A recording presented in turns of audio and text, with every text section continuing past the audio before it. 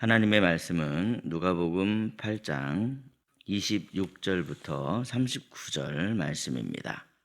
누가복음 8장 26절부터 39절 말씀을 우리 함께 읽겠습니다. 그들이 갈릴리 맞은편 거라사인의 땅에 이르러 예수께서 육지에 내리심에 그 도시 사람으로서 귀신 들린 자 하나가 예수를 만나니 그 사람은 오래 옷을 입지 아니하며 집에 거하지도 아니하고 무덤 사이에 거하는 자라. 예수를 보고 부르짖으며 그 앞에 엎드려 큰 소리로 불러 이르되 지극히 높으신 하나님의 아들 예수여, 당신이 나와 무슨 상관이 있나이까? 당신께 구하노니 나를 괴롭게 하지 마옵소서 하니, 이는 예수께서 이미 더러운 귀신을 명하사 그 사람에게서 나오라 하셨음이라. 귀신이 가끔 그 사람을 붙잡음으로 그를 쇠사슬과 고랑에 매어 지켰으되 그 맨 것을 끊고 귀신에게 몰려 광야로 나갔더라. 예수께서 네 이름이 무엇이냐 물으신즉 이르되 군대라 하니, 이는 많은 귀신이 들렸음이라. 무저갱으로 들어가라 하지 마시기를 간구하더니 마침 그곳에 많은 돼지떼가 산에서 먹고 있는지라 귀신들이 그 돼지에게로 들어가게 허락하심을 간구하니 이에 허락하시니 귀신들이 그 사람에게서 나와 돼지에게로 들어가니 그 떼가 비탈로 내리달아 호수에 들어가 몰사하거늘 치던 자들이 그 이루어진 일을 보고 도망하여 성내와 마을에 알리니 사람들이 그 이루어진 일을 보러 나와서 예수께 이르러 귀신 나간 사람이 옷을 입고 정신이 온전하여 예수의 발치에 앉아 있는 것을 보고 두려워하거늘 귀신 들렸던 자가 어떻게 구원받았는지를 본 자들이 그들에게 이르매 거라사인의 땅 근방 모든 백성이 크게 두려워하여 예수께 떠나가시기를 구하더라. 예수께서 배에 올라 돌아가실새 귀신 나간 사람이 함께 있기를 구하였으나 예수께서 그를 보내시며 이르시되 집으로 돌아가 하나님이 네게 어떻게 큰 일을 행하셨는지를 말하라 하시니 그가 가서 예수께서 자기에게 어떻게 큰 일을 행하셨는지를 온 성내에 전파하니라. 아멘. 수요일 새벽에 누가복음의 말씀으로 하루의 삶을 열어가시는 저와 여러분의 삶에 하나님의 은혜와 평강이 가득하시기를 예수님의 이름으로 축복합니다. 예수님은 오늘도 여전히 한 사람을 위해서 바다를 건너십니다. 오늘 본문의 말씀의 앞부분을 보십시오. 예수님은 갈릴리에서 사역을 마치신 후에 배를 타고 바다를 건너셨습니다. 이 바람과 풍랑의 방해가 있었지만 예수님께서는 그 방해를 뚫고 바다를 건너셨습니다. 그렇게 하신 이유는 오늘 말씀을 보시면 단지 한 사람을 만나기 위해서라는 것을 깨달을 수가 있습니다. 그러면 예수님이 갈릴리 맞은편 거라사인의 땅에 이르러 만난 그 한 사람은 누굽니까? 우리 본문 27절 말씀인데요. 27절을 함께 읽겠습니다. 예수께서 육지에 내리심에 그 도시 사람으로서 귀신 들린 자 하나가 예수를 만나니 그 사람은 오래 옷을 입지 아니하며 집에 거하지도 아니하고 무덤 사이에 거하는 자라. 아멘.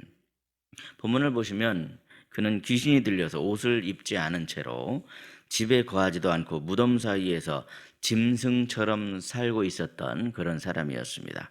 그런데 예수님은 그 한 영혼을 위해서 거라사인의 땅으로 건너오셨습니다. 그런데 여러분, 가만히 생각해 보시면 바로 이것이 복음 아니겠습니까? 복음은요, 이 다수의 사람들에게만 임하는 것이 아닙니다. 때때로 복음은요, 이렇게 철저히 망가진 한 영혼을 위해서 예수님이 직접 찾아오시는 사랑입니다. 그런데 여러분, 귀신이 이 사람을 그냥 가만히 내버려 두지 않았습니다. 본문의 말씀을 보시면요, 우리가 귀신의 특성을 알 수 있습니다. 본문 28절 말씀인데 우리 28절 말씀을 함께 읽겠습니다. 예수를 보고 부르짖으며 그 앞에 엎드려 큰 소리로 불러 이르되 지극히 높으신 하나님의 아들 예수여, 당신이 나와 무슨 상관이 있나이까? 당신께 구하노니 나를 괴롭게 하지 마옵소서 하니. 아멘. 분명히 본문은 귀신이 예수님 앞에 엎드렸다 그렇게 말씀하고 있습니다. 그러면서 귀신은 예수님께 소리를 크게 쳤는데 뭐라고 크게 소리를 쳤습니까? 지극히 높으신 하나님의 아들 예수여, 나와 당신이 무슨 상관이 있나이까? 그렇게 큰 소리로 예수님께 외쳤다 기록하고 있습니다. 사랑하는 여러분, 사탄도 예수님이 누구인가 그것을 알고 무서워서 떨고 있는 그런 모습이죠. 그런데 우리는 착각하지 말아야 됩니다. 사탄이 예수님 앞에서 벌벌 떤다고 해서 예수님을 찬양하며 경배하는 것은 아니다 하는 것을 아셔야 됩니다. 그러니까 이 찬양과 경배는 믿음의 반응이어야 하는 것이지 단지 어떤 그 공포를 느끼며 그 앞에 그냥 엎드린다고 해서 그것을 찬양과 경배라고 말할 수는 없습니다. 본문에서 귀신은 그저 예수님의 힘에 압도되었을 뿐이지 그 말씀에 순종한 것은 아닙니다. 그런데 본문 30절 말씀을 보시면 예수님께서는 귀신에게 내 이름이 무엇이냐 그렇게 물으셨습니다. 그러자 그가 예수님께 말하기를 군대라고 대답을 했습니다. 그렇게 대답한 이유는 많은 귀신이 들렸기 때문이었습니다. 우리는 이 본문의 군대 귀신을 통해서 사탄의 실제적인 장악력이 얼마나 막강한가 그것을 알 수가 있습니다. 본문 29절을 참고해 보시면요, 사람들은 그 사람을 제어하려고 쇠사슬과 고랑으로 그를 메어 놓으려고 했지만 그러한 쇠사슬과 고랑은 아무런 소용이 없었습니다. 그 사람을 제어할 수가 없었습니다. 그런데 여러분 생각해 보십시오. 사람들이 귀신 들린 이 사람을 제어하려고 쇠사슬과 고랑으로 꽁꽁 묶어 놓으려고 했습니다. 얼마나 불쌍합니까? 사탄 때문에 이 사람은 다른 사람과의 관계가 완전히 다 끊어져 버린 그런 상황이었습니다. 정신도 다 이미 피폐해져 버렸고 생활도 불가능할 정도로 완전히 망가져 버렸습니다. 결국 이 사람은 육체마저 파괴시키는 광야로 내몰림을 당할 수밖에 없었습니다. 그러니 여러분, 이 군대 귀신 들린 이 사람 생각해 보니 얼마나 불쌍합니까? 이렇듯 우리는 본문의 말씀을 통해서 사탄이 사람을 얼마나 잘 망가뜨리는가 그 점을 알 수 있지만 본문이 우리에게 주는 이 복음은 단지 사탄에 대한 그런 정보가 아닙니다. 본문의 말씀은 아무리 막강한 사탄이라 할지라도 군대라 할지라도 예수님 앞에서는 꼼짝달싹하지 못한다. 꼬랑지를 내릴 수밖에 없다 하는 그 사실을 우리에게 가르쳐주고 있습니다. 예수님께서는 이미 이 그 군대 귀신에게 그 사람에게서 나와라 그렇게 명령하셨습니다. 예수님께서 그렇게 명령하셨을 때 귀신은 도망을 칠 수밖에 없었습니다. 귀신을 물리칠 수 있는 힘은 오직 우리를 구원하신 예수님밖에 없습니다.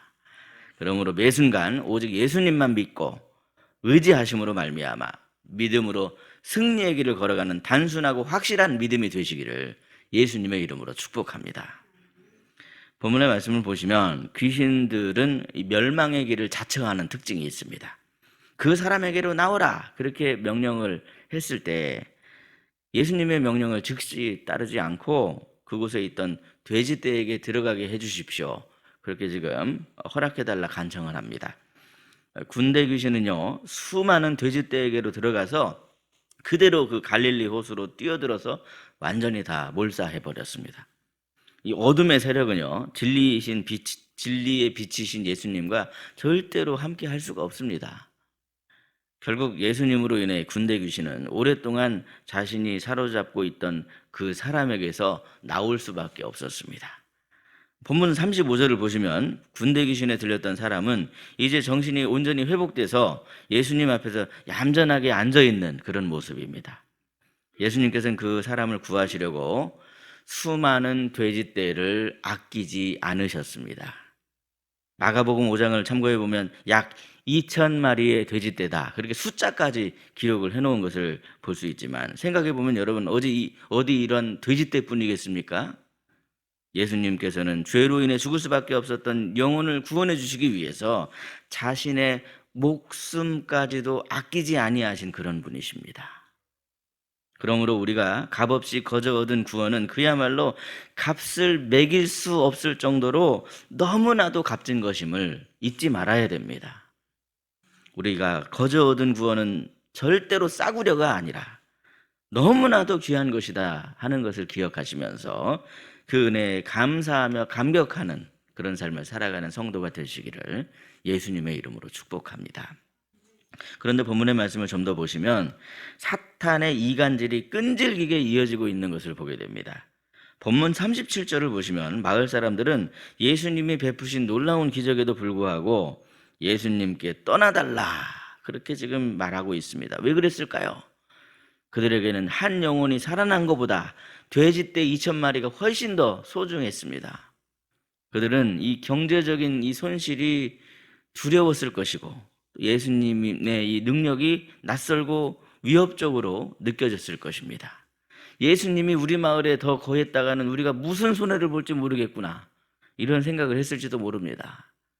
이처럼 여러분, 기적이라고 하는 것이 믿음을 보장해 주는 것이 아닙니다. 믿음은 기적을 통해서 생기는 것이 아니라 말씀에 반응할 때 생기는 은혜이다 하는 것을 잊지 마셔야 됩니다. 예수님의 진리를 받아들일 준비가 안 되어 있으면 이 기적조차도 참 불편하고 두렵기만 한 걸림돌이 될 수밖에 없습니다. 여러분, 요한복음 11장 말씀에 예수님께서 나사로를 살렸을 때 사람들의 반응을 보십시오. 종교 지도자들이 어떻게 반응했습니까? 나사로도 죽이고 예수님도 죽여야 되겠구나, 이런 반응을 보이고 있는 거 아니겠습니까?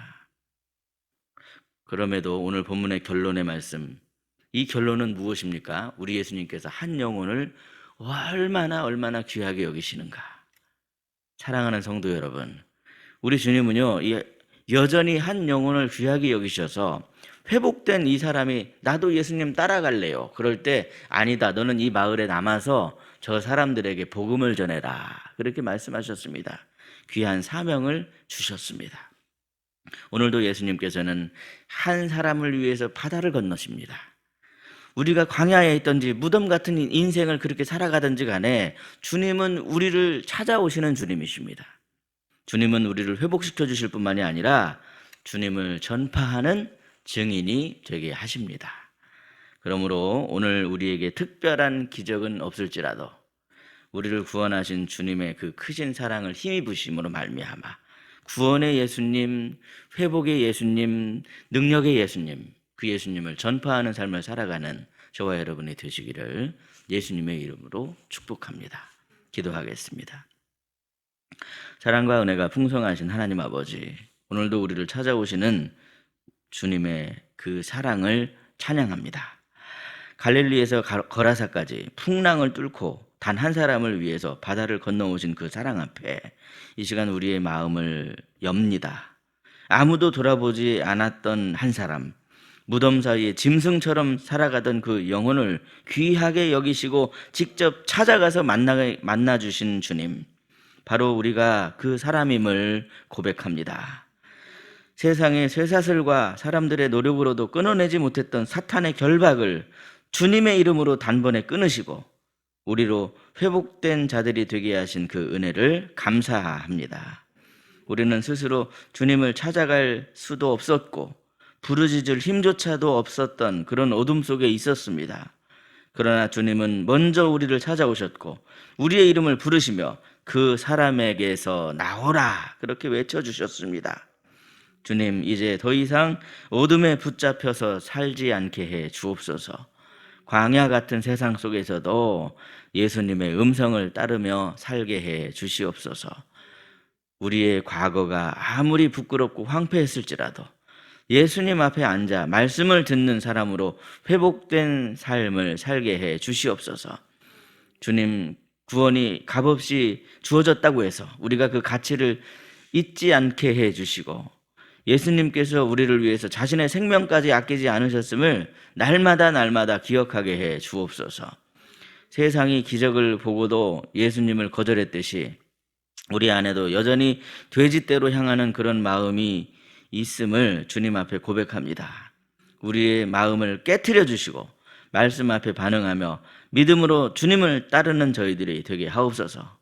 이제는 우리도 회복된 사람으로서 예수님을 전파하는 증인된 삶을 살게 해주시옵시고, 오늘도 한 사람을 위해 바다를 건너시는 주님의 마음을 품고 한 영혼을 귀하게 여기는 주님의 눈으로 세상을 바라보는 저희들이 되게 하여 주시옵소서. 이 시간 전능하신 주님의 능력으로 우리 안에 사망 권세가 다 떠나가게 해주시고, 부정한 어둠의 그늘들이 다 사라지게 해주시고, 주님의 밝은 빛으로 머리부터 발끝까지 깨끗하게 회복되는 은총이 있게 하여 주시옵소서. 그렇게 해주실 줄 믿고 감사하오며 우리 구주 예수 그리스도의 이름으로 기도하옵나이다. 아멘. 각자 기도하시겠습니다.